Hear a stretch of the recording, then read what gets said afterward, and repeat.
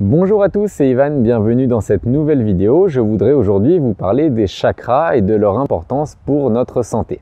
Tout d'abord, un chakra, qu'est-ce que c'est? Un chakra en sanskrit, c'est un nom donné pour une roue, un vortex. En fait, c'est quelque chose qui va canaliser, ça va être un vortex qui va canaliser l'énergie qui se trouve autour de nous. De l'énergie, on en a partout. Les chakras permettent de récupérer l'énergie et de l'amener dans notre corps physique. Si vous vous souvenez de mes vidéos sur le thème de l'eau, pour dynamiser l'eau, j'ai conseillé de faire un vortex dans cette eau. En fait, on crée un chakra dans l'eau. On lui permet de récupérer de l'énergie qu'il y a autour et donc de s'en imprégner. C'est exactement pareil pour notre corps. Les chakras qui sont contenus dans notre corps nous permettent de nous amener de l'énergie. Notre corps contient des centaines de chakras, il y en a cependant 7 qui sont les chakras principaux, les plus importants. Ces 7 chakras sont situés le long de notre colonne vertébrale. Si on passe en revue ces 7 chakras, nous avons le premier chakra qui est situé juste au niveau du périnée et qui nous permet de nous ancrer. Ce chakra va symboliser tout ce qui est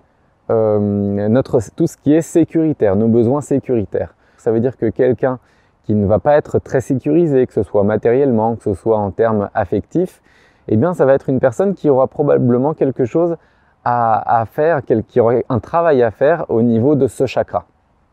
Ensuite, nous avons le deuxième chakra, c'est le chakra sacré. C'est le chakra qui se situe quelques centimètres sous notre nombril. Ce chakra va être le siège de notre sexualité. Vient ensuite le troisième chakra qui est le chakra du plexus solaire. Il se situe quelques centimètres au-dessus du nombril. Le chakra du plexus solaire est le chakra de l'action.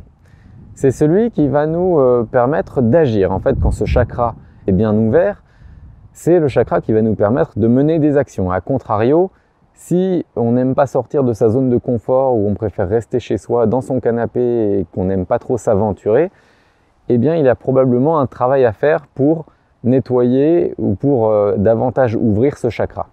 Vient ensuite le quatrième chakra, le chakra du milieu, le chakra qui est l'un des plus connus, c'est le chakra du cœur. Il se situe non pas sur l'organe du cœur, mais bien au milieu de notre poitrine, juste à droite de notre cœur.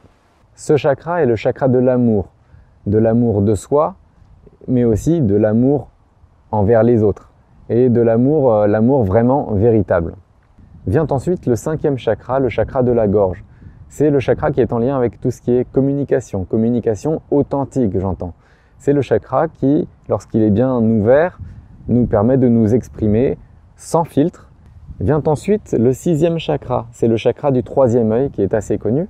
C'est le chakra qui nous permet de percevoir les choses au-delà de ce que nos propres yeux voient ou au-delà de ce que nos propres oreilles entendent. C'est le chakra de l'intuition. Il va nous permettre de connaître les vérités qui peuvent être cachées. Et enfin vient le septième chakra, qui est le chakra au sommet du crâne. C'est ce chakra coronal qui va nous permettre de nous connecter au divin. Ces chakras sont les chakras principaux qui vont nous permettre de nous amener de l'énergie dans notre corps. Il y en a aussi plein d'autres, mais qui sont vraiment eux mineurs. Donc il est très important d'avoir ces chakras qui soient bien nettoyés et bien ouverts si l'on veut être en bonne santé, si l'on veut être plein d'énergie. Je vous expliquerai comment on fait dans des vidéos ultérieures. En attendant, je vous souhaite une excellente journée. Je vous invite à partager, à liker comme d'habitude. Et je vous dis à très bientôt.